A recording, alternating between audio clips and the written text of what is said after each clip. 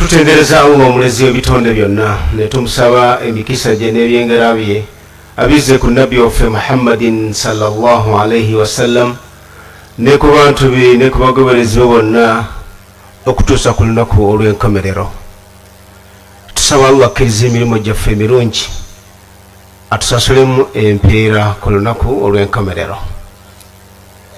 Bakadde bange mwenna kubya ddala ku bakadde baffe abatesitesi b'olukuŋŋaana luno, bamashayikh ab'ebitiibwa abazze nga basomesa mu lukuŋŋaana luno, abaami n'abakyala mwenna abazze okubaako kye muyiga mu lukuŋŋaana luno.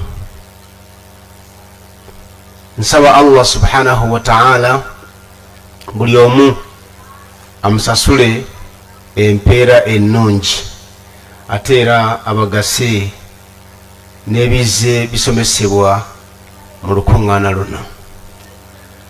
Ansoose kwetonda nabadde wakujja lunaku lwa nkya, naye olw'ebigwo tebiraze nasabye bakadde bange ne banzikiriza nzije wano olwaleero tuleme kufiirwa ate n'olw'enkya.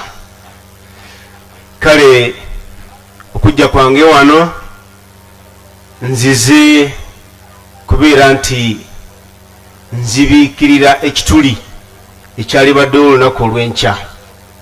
Nsaba Allah subhanahu wa ta'ala atugase n'ebyo byonna bye tugenda okuyiga era bye tuzze okuyiga mu musomo guno gaggadde ogw'omulundi guno.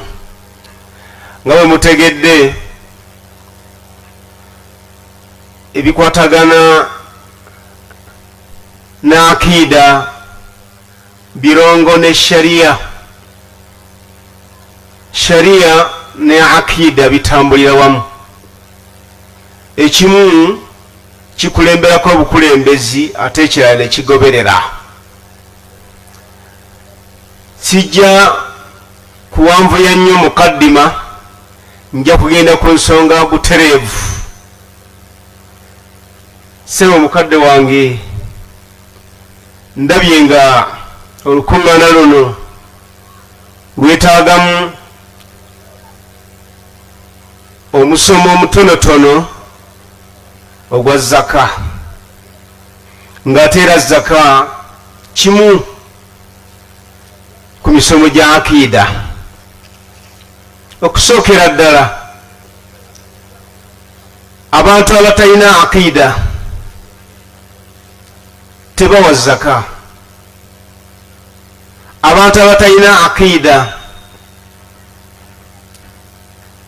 tebamanyi mpagi ya zaka. Ebintu ebyo byetaaga okubinnyonnyola nga biri wamu byombiriri. Allah subhanahu wa ta'ala bwe yali atuyigiriza eddiini yaffe, essira eryasookera ddala lyali ku akiida, ate ebirala ne bijja oluvannyuma nga bigobera akiida. Emyaka nabbi waffe Muhammad sallallahu alaihi wasallama gye yamala e Makka 13 mirambirira,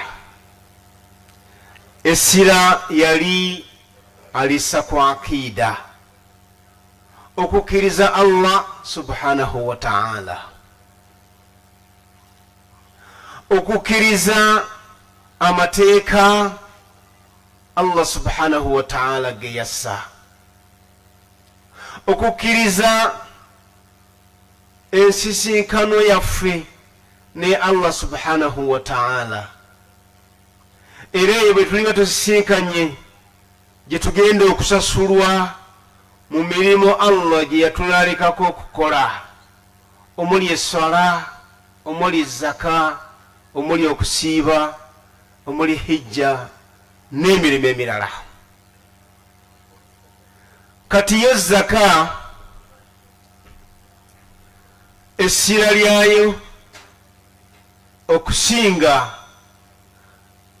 lyaliwo nga nabbi asenguse azze e Madina, naye abantu yali amaze okubateekateeka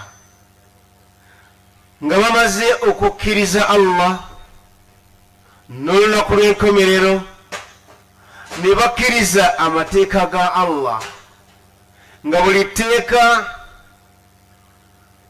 bamala okulikkiriza nga lyetaaga okulissa mu nkola, bwe batyo butereevu bwe balissa mu nkola. Kati mu mateeka ago mwe mwali erya zaka. Allah subhanahu wa ta'ala etteeka ly'ezzaka yayagala nnyo kutereeza mbeera zaffe, yayagala nnyo kutuwa mukisa ogw'okudda gy'ali, yayagala nnyo kutuwa mukisa ogw'okutuwa empeera esukkiridde bwe tuliba tuzzeeyo mu maaso ge ku lunaku lw'enkomerero.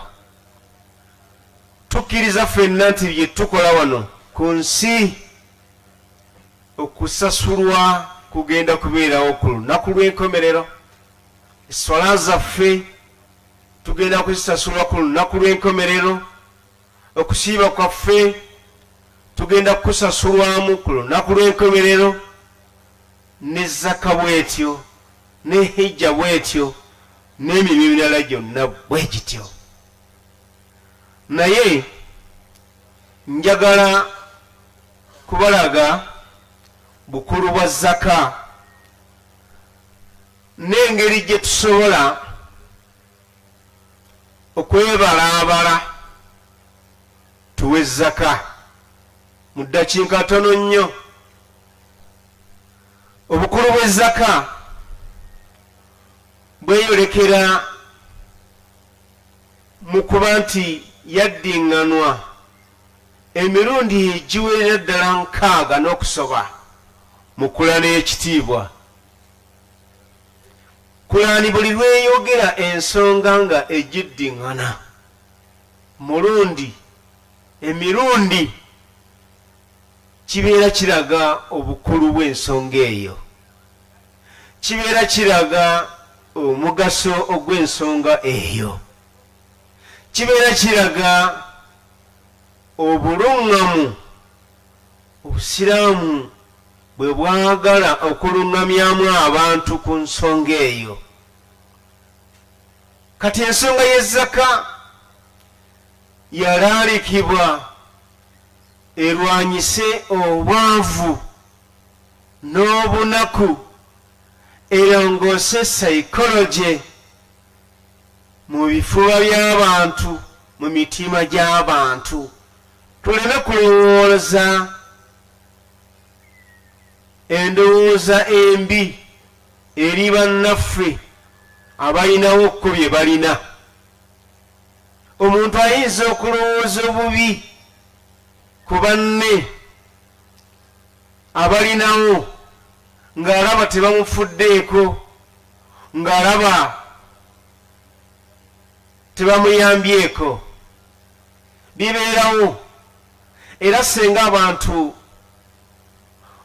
bakola research, okunoonyereza ku bimu ebiviirako abantu okukosa bannaabwe, ababbi ne bakosa bannaabwe, abatemu ne bakosa bannaabwe, abalogo ne bakosa bannaabwe n'ebirala. Ojja kwesiŋŋaana nga kazaala bunywa oba ebimu ku bireetera abalala okukosa bannaabwe byanfuna, bwavu, bunaku n'ebitambulira awo bwe bityo.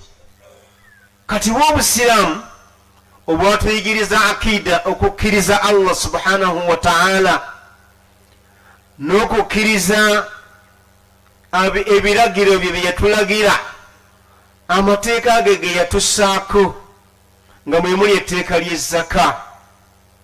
Sikyali kya lubalaato, tekyali kya lusaago, ddagala eryatunogebwa, ddagala eryatuweebwa okulwanyisa embeera zaffe, okumala mu myeyo gyaffe obukukuuzi ku balala, okumala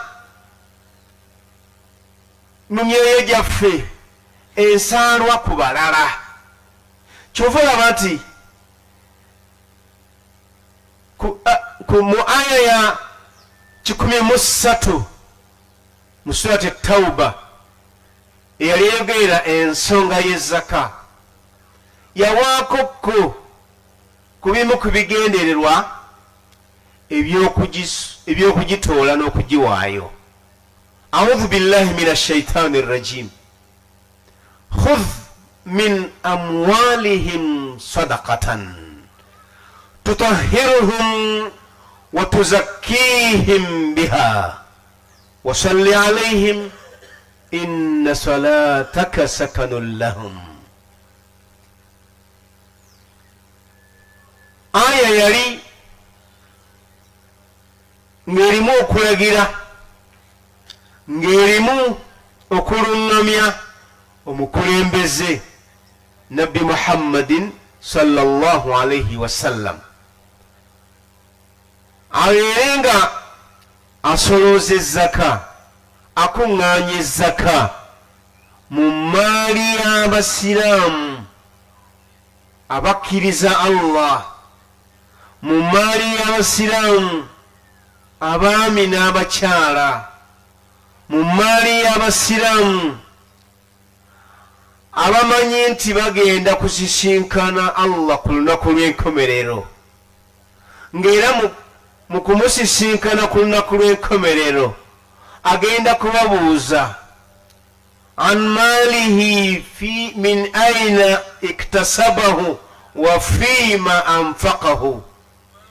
Allah subhanahu wa ta'ala agenda kubuuza buli omu emaali gye yamuwa ku nsi kuno yagifuna mu makubo ki, yagijjanga mu makubo ki? Kuba amakubo mangi agafunibwamu emaali. Mulimu ekkubo ly'okulima, mulimu ekkubo ly'okusuubula, mulimu ekkubo ly'okuweesa, mulimu ekkubo ly'emirimu kati egituweebwa nti ono mukulu akulira zaka, aweebwa emaali y'okukulira ezzaka oba aweebwa omusaala. Emirimu gye tukola nga tufuna emisaala, ago makubo ga kufuna maali, buli muntu agenda gabuuzibwako mu maaso ga Allah subhanahu wa ta'ala. Ate ekirala obuuzibwe fiima anfaqahu, bwe wamalanga okufuna emaali yo wagisansanyanga otya? Makubo ki ge wayasansanyizaamu emaali yo? Mu kkubo erisaanidde okusansanyizibwamu emaali yaffe kkubo lya zaka, kubanga lye lisinga amakubo agasigadde. Olwabino wammanga ekisooka, bw'osaasanya emaali yo ng'ogiteeka mu kkubo lya zaka, ng'ogiteeka mu kkubo lya kusaddaaka, ng'ogiteeka mu kkubo lya kutegeka misomo nga gino, emaali eyo ebeera egenda kukuweesa empeera ku lunaku lw'enkomerero, ate ebeera egenda kukuweesa omukisa gw'okugasa bantu banno. Emirimu gye tukola mu ddiini yaffe y'obusiraamu giteekolwamu emirundi ebiri. Omulimu nga bw'ogukola omugaso gwagwo gukoma ku gwagukoze. Buli lw'okola omulimu nga omugaso gwagwo gukoma ku gwagukoze, omulimu ogwo ogufunamu empeera nga kati okusaala okufunamu empeera ekoma ku gw'osadde, okusiiba okufunamu empeera ekoma ku gw'asiibye.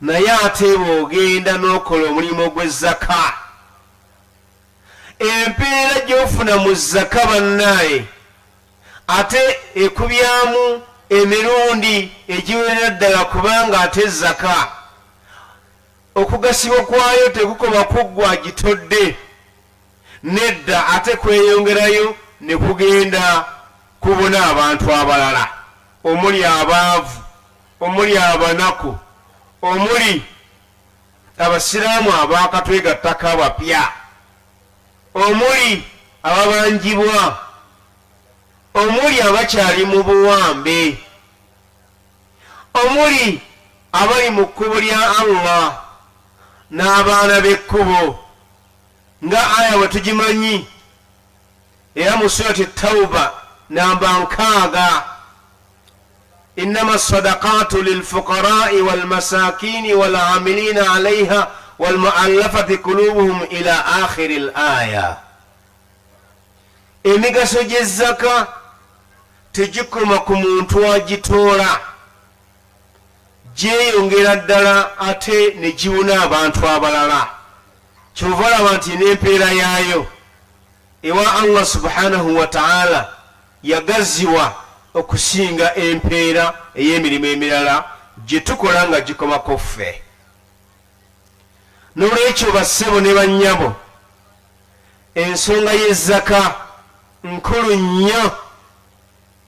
ensonga y'ezzaka senga tubeera tugiwadde ebiseera, tugiwadde ebirowoozo, tuteeseemu amaanyi, senga ffe abayamba okuteekawo ebitongole by'okudduukirira abalala olwa zaka, senga ffe ekyokulabirako ekirungi mu nsi yonna, nga senga wabadde waguddewo ekizibu ekyamataba nekikosa abantu, olwa zaka yaffe gye twettanira, olw'ezaka yaffe gye tuwaayo etusobozesa okuyambako bannaffe abafunye amataba, etuyambako okuddukira bannaffe abayiikuikiddwa ensozi, etuyambako okuyamba bannaffe abali mu kubudama ezzaka. era mulimu mu bika by'ezzaka bye tutoola nga kika kya mmere. mulowooza lwaki kika kya mmere? kubanga emmere eyamba mu kudduukirira ababudama, emmere neeyamba mu kudduukirira abali mu biseera by'enjala ebyekyeya. jjukira nti jogerafe w'ensi eno Allah subhanahu wa ta'ala ebitundu bye yalonda bibeere nga birimibwamu emmere, bibeere nga bisimbibwamu emmere mu nsi yonna bye bitono. ebitundu ebisinga obungi bikalu. tunuulira ku lukalu lwa Afirika, amawanga agalima emmere matono. ettaka eggimu mu nsi muno liri watono. ffe nga bannayuganda alhamdulillah ogwo mukisa Allah yagutuwa. ffe abamu ku balina ettaka eggimu erisimbibwako emmere, naye bwogende Nigeria bannaffe ettaka lyabwe erisinga kkalu. bwogenda Algeria nabo bwe batyo bannaffe bali ku ttaka kkalu. bwogenda Morocco, bwogenda Mauritania, bwogenda Egypt, bwogenda Libya n'ebitundu ebisigaddewo, abantu abasinga tebalina ebalimira mmere, tebalina ttaka ggimu. kati ezzaka nga waliwo eweebwa nga ya mmere, ne zakatil fitiri essira yasinga kuliteeka ku mmere. kitegeeza nti Allah subhanahu wa ta'ala yayagala abantu bettanire zaka basobole okuyambako bannaabwe abeetaavu b'emmere mu nsi yonna. N'olw'ensonga eyo zaka nsonga nkulu nnyo. Ezaka mu akiida yaffe mpagiruwaga mu mpagi z'obusiraamu. Tusaanidde okugisoma, okugitegeera, okugitoola mu bulambulukufu, okugiwaayo mu bulambulukufu, obusiraamu butambule. Kyenalisembezaayo nayo ku nsonga y'ezaka olw'obudde. Allah subhanahu wa ta'ala wa kisa, era mu kisa kye kyeyolekera mu zaka nga atulaaliko okugitoola. Bwe yatugamba nti khudh min amwalihim sadakatan tutahhiruhum wa tuzakkihim biha, ekigero kye yatulaalikako okutoola ezaka kye kikyasembyeyo okubeera ekitono mu bigero ebitoolebwa mu mbeera endala. Njagala okukola comparison, mukaarana mu ntoola yaffe ey'ezzaka n'emisolo egitoolebwa awalala. Olwaleero bw'otunuulira emisolo engeri gye gitoolebwamu, tegitoolebwa mulundi gumu ku muntu, naye gitoolebwa mu ngeri nnyingi ng'ate agitoola ye muntu omu.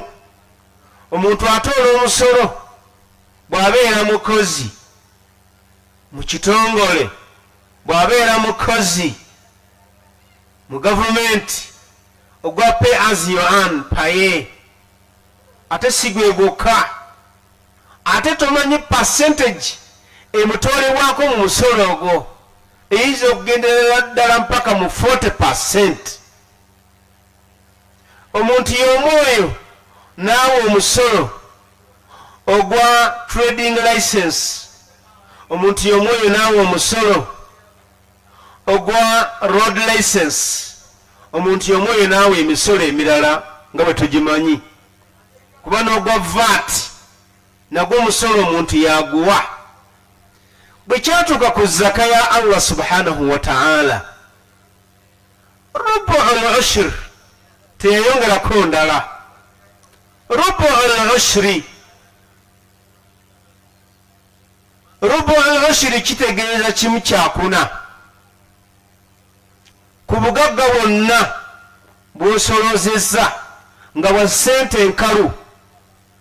Kuba abantu abasinga ssente enkalu ze bategeereramu obugagga, yadde nga ne mu birala obugagga gye buli. Ensolo kya bugagga, n'emmere kya bugagga, ne ebyobugagga eby'omu ttaka omuli zaabu, omuli feeza, omuli amafuta, omuli uranium n'ebisigaddewo byonna bya bugagga. Naye omulembe kati gwe tuwangaalirako gusinga kutegeera bugagga mu ssente enkalu. Ssente enkalu zaka yaazo rubu al-ushri 2.5%. 2.5% tekyeyongerako ate tekikka, kisigala bwe kityo emyaka n'ebisiibo okuva ku mulembe gwa Nabbi Muhammadin sallallahu alaihi wasallama n'okutuusa leero. Rubu al-ushri kigero nga kitono nnyo, era bakugamba rubu al-ushri 2.5% mu kakadde akalamba bassebo ne bannyabo, mu kakadde akalamba rubu al-ushri gibeera 2.2. Akakadde akalamba ogenda kusigazaamu mmeka? Ogenda kusigaza emitwalo 97.5 zogenda okusigaza. kati ye Allah subhanahu wa ta'ala akwagalamu emitwalo 2.5 gyokka ayina akakadde 2.5 sigambye nti otandika akakadde mu kuwa zaka nedda waliwo niswab kwe tutandikira ennaku zino ekyukakyuka naddala eya silver kubanga silver wane waffe gye tutera okutambula nayo olw'okwagala okuyamba abaavu abanaku betulina mu bungi kati nisaabu ya silver ku ssaawa eno eyingidde obukadde 2 obukadde bumeka 2 rubu al-ushri 2.5% ey'obukadde 2 gibeera 5,000 5,000 subhanallah ng'ekisa kinene Allah subhanahu wa ta'ala kiyatusaako naye awamu n'ekyo obukadde 2 ng'ojjamu 5,000 bangi nnyo kibalema bangi nnyo tebazitoola bangi nnyo basuulayo gwa naggamba awamu n'okubanga eryo tteeka okuva ewa Allah subhanahu wa ta'ala gwe tukkiririzaamu tukkiriza Allah subhanahu wa ta'ala mu mitima gyaffe naye ate ne twerabira okukkiriza Allah mu bikolwa byaffe Allah subhanahu wa ta'ala agenda kutukangavvula abantu b'ensi eno olw'okumukkiriza mu mitima gyaffe naye ne tutamukkiriza mu bikolwa byaffe ebikolwa kikulu nnyo okubanga bigoberera enzikiriza yaffe enzikiriza yange temala nga ekomye bukomi mu mitima gyaffe nedda erina okugoberezebwako ebikolwa kati mbadde mbalaga kisa kya Allah subhanahu wa ta'ala bwe yatulalikako ezaka 2.5% rubu al-ushri busente butono nnyo senga obeera obubaze naye wa Allah subhanahu wa ta'ala ezo sente nyingi busente butono nnyo singa obeera obujje mu maaliyo naye wa Allah subhanahu wa ta'ala bugenda kukolera omulimu munene nnyo tutahiruhum biha obutono obwo bwowaayo bwe bugenda okutukuza bwe bugenda okutereeza enfunayo bwe bugenda okukuuma emirimu gyo bwe bugenda okukwewera obukuumi okuva ewa Allah subhanahu wa ta'ala tutahiruhum biha wa tuzakkihim obusente obwo butono nnyo bwe zaka bwe butulongoosereza embeera yaffe fe abawaddeyo zaka embeera yaffe yeetaaga okugitereeza tulina famire zetuwangala nazo zeetaaga okuzitereeza tulina community zetuwangala nazo zeetaaga ozitereeza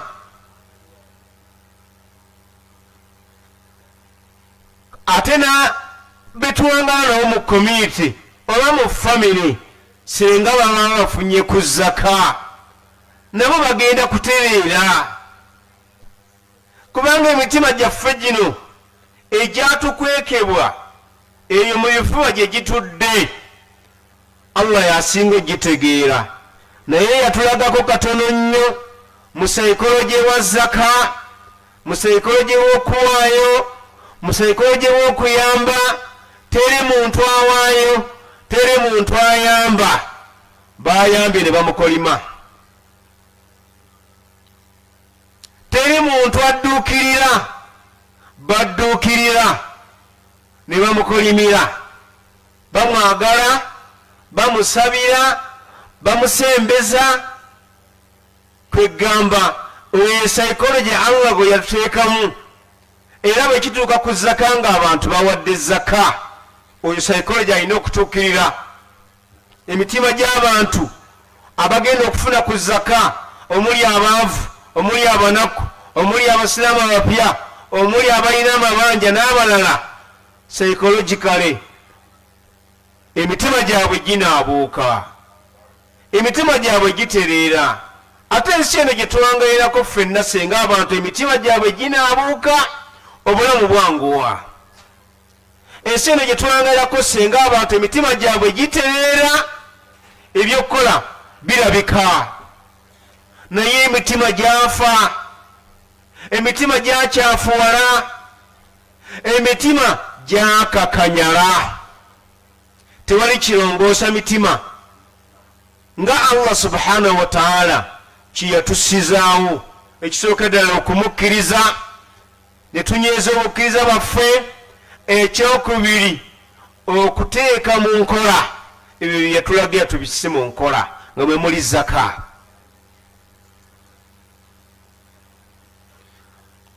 baddu ba Allah b'ebitiibwa sheekh agenda kunkoonako naye ebikwatagana ne zaka njagala kubawa ebibalo mu bufunze bwe biti Allah subhanahu wa ta'ala ng'alaalika ezaka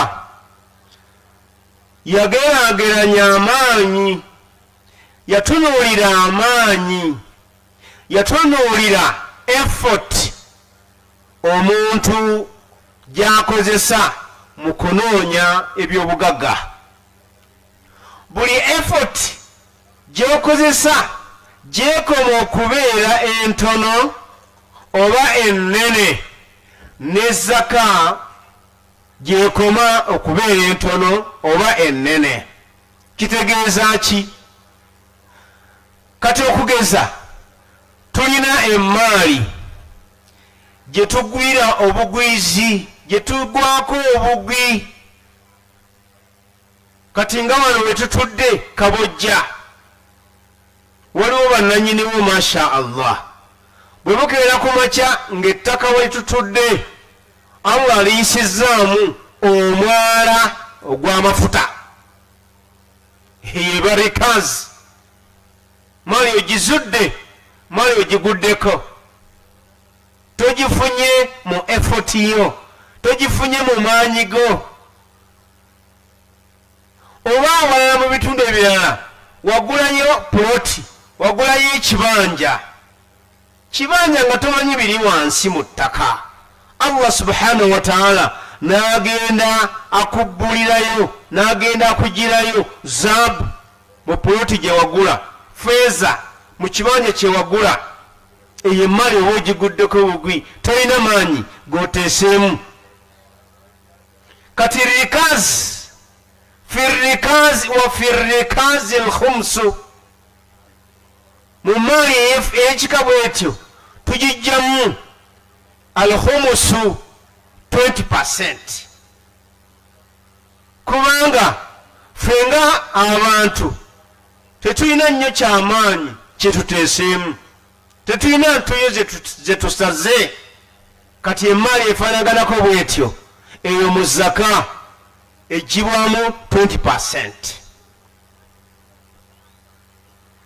ne babayo emaali nga mu butuufu tugiteekamu effort naye si ennene kati nga ffe wano abali ku ttaka ejjimu e Uganda emaali gye tujja mu ttaka nga tulimye bulimi ebibala omuceere kasooli bijanjaalo ntungo binyeebwa emmere gye tulima yes tuteekamu amaanyi naye amaanyi agasinga mu mmere si gaffe Allah subhanahu wa ta'ala yasinga okutuyamba mu mmere bwoddayo mu surati Abasa otegeerera ddala amaanyi Allah gatuteekera mu mmere yaffe a'udhu billahi minash shaitani rrajim falyanzur al-insanu ila ta'amihi anna sababna al-ma'a sabba ثم شققنا الأرض شقا فأنبتنا فيها حبا وعنبا وقضبا وزيتونا ونخلا وحدائق غلبا وفاكهة وأبا متاعا لكم ولأنعامكم. buli muntu atunulireko olugendo lw'emmere nga bwemezebwa ne effort gyateeka mu mmere ate n'awalala emuteekerwamu. ffe nga bali ku ttaka ejjimu lye Uganda kyengera tukyebaliza Allah subhanahu wa ta'ala. bwe kituuka ku mmere ffe tukoola bukoozi we tugenda okusimba emmere ne tuyira enkuba ya Allah gyakamula mu bire. wa anzalna min almu'sirati ma'an fajjaja. Allah yatukamulira enkuba okugijja mu bire. eyo effort si yaffe. enkuba wemala okutonnya ffe ne tusimba emmere ey'empeke ey'emirandira n'endala. ogwaffe gukomaawo ku kusimba. naye malayika za Allah ze tutamanyi muwendo ezigenda mu mmere gye tusimbye zigiteeketeeke zigimeze biidhinillahi ta'ala. emmere yeetaaga percentage ow'enkuba ffe gwe tutamanyi. emmere ne yeetaaga percentage ow'omusana guno ogw'enjuba ffe gwe tutamanyi. emmere ne yeetaaga percentage ow'empewo eva ku mwezi. byonna Allah subhanahu wa ta'ala yabikontrolinga ne bamalayika be beyateekawo. emmere nefuluma okuva mu ttaka, enkuba n'egitonnyako. weewuunya amatondo g'enkuba tegatonnya ku kalimba nga kakyali kato, gatonnya ku mabbali. kubanga senga enkuba eyo eba etonnye n'emenya emikonda gy'emmere tuba tuviiriddemu awo. ekisa kya Allah subhanahu wa ta'ala nti enkuba ne bwetonya tekutula mikonda gya mmere. la ilaha illa Allah. emmere eriko bamalayika bangi nnyo abagikolako. era ffe ogwaffe mutono nnyo mu mmere gukoma ku kusimba na kukoola na kugenda kugijjayo kugikungula. kati ate y'emmere olw'okuba tuteekamuko amaanyi bwe tutuuka okuwa zaka yaayo ate tuwa 10%. jjukira nti eri likanzi tuwadde 20%, kati ate mu mmere tuwa 10%. kubanga newankubadde effort tugiteekamu, amaanyi tugateekamu, naye ate Allah subhanahu wa ta'ala amaanyi gatuteekeramu ng'akozesa bamalayika be baba atumye ge gabeera amaanyi okusinga ffe getuteekamu. kati ate ne wabeerayo ekipimo ekya zaka ekyemmere senga tubeera tugifukiridde bufukirizi, kubanga ebitundu ebimu bafukirira nfukirire. Abaegypti, Abamisiri balima emicungwa egiwooma, balima amatunda, naye emmere ewaabwe bafukirira nfukirire. senga naffe tubeera tufukiridde, emmere efukiriddwa tugijjamu zaka yaayo 5%. 5%.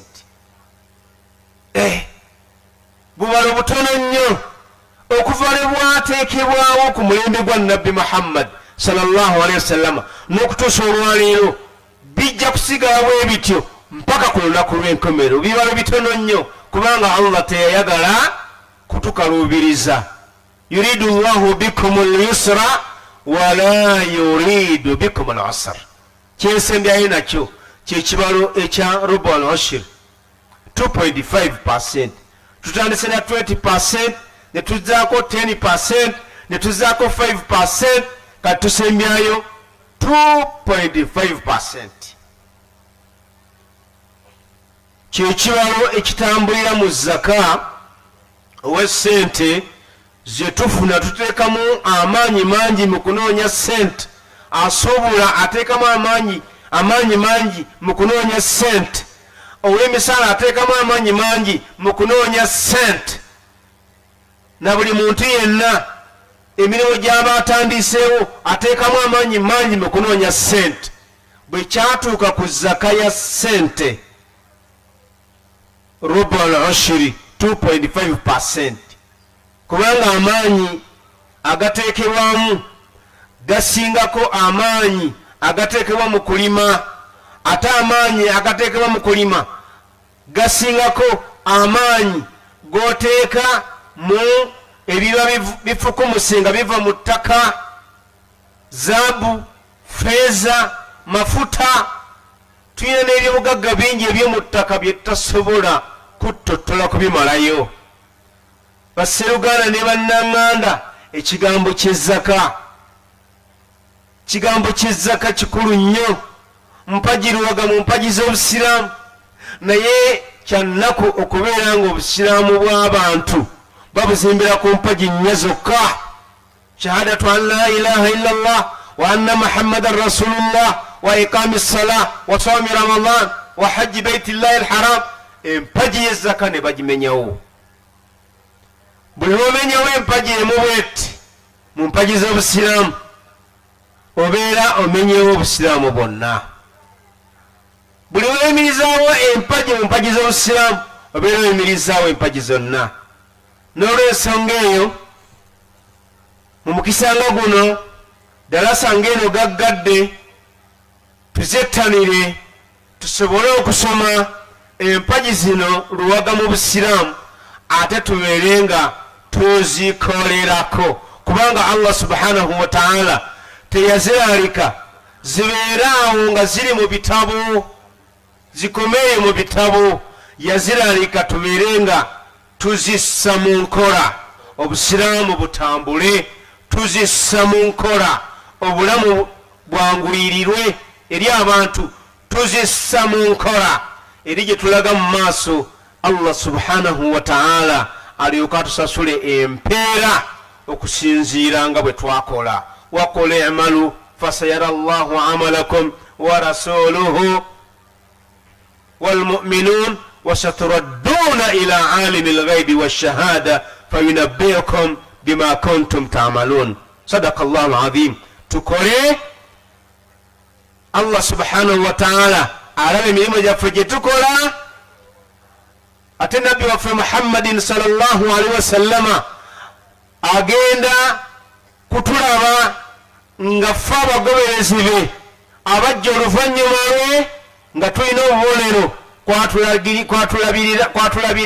kwatutegeerera, n'abakkiriza bonna mu nsi bajja kutulaba ku lunaku olw'enkomerero senga tunaabeera tukoze ebyo Allah subhanahu wa ta'ala bye yatulaalika okukola, omuli essola, omuli ezzaka n'ebirala. sijja kusukkaawo, nja kukomaawo olw'ebiseera. nsaba Allah subhanahu wa ta'ala ebitono bye tuyize atugase nabyo, era nsaba Allah subhanahu wa ta'ala abasomesa bonna mu misomo mu dalasa eno gaggadde abazze nga batusomesa emisomo egy'enjawulo atugase najjo era atusasule empeera. saba Allah subhanahu wa ta'ala atuwangaaze nga tuli basiraamu, ate ne waliba nga tuwummuza okuva mu nsi eno tuwummule nga tuli bakkiriza. subhanaka allahumma wa bihamdik nashhadu an la ilaha illa ant nastaghfiruka wa natubu ilayka. wassalamu alaikum wa rahmatullahi wa barakatuh. wa alaikum assalam wa rahmatullahi wa barakatuh. tumwebazizza mukadde waffe director of sharia ustaz Dr. Sheikh Ziyad Salih Lubanga olwa omusomo omulungi omuyitirivu gwatusomesezza amakya g'olwaleero. omusomo ogwo gukwatagana n'ezzaka n'obukulu bwayo, okuyambako emyoyo gy'abaddu abalagajjalidde empagi eyo olw'emigaso egigirimu emirungi. Sheikh gyatunyonyodde nti zaka erimu okuyamba abantu baganda baffe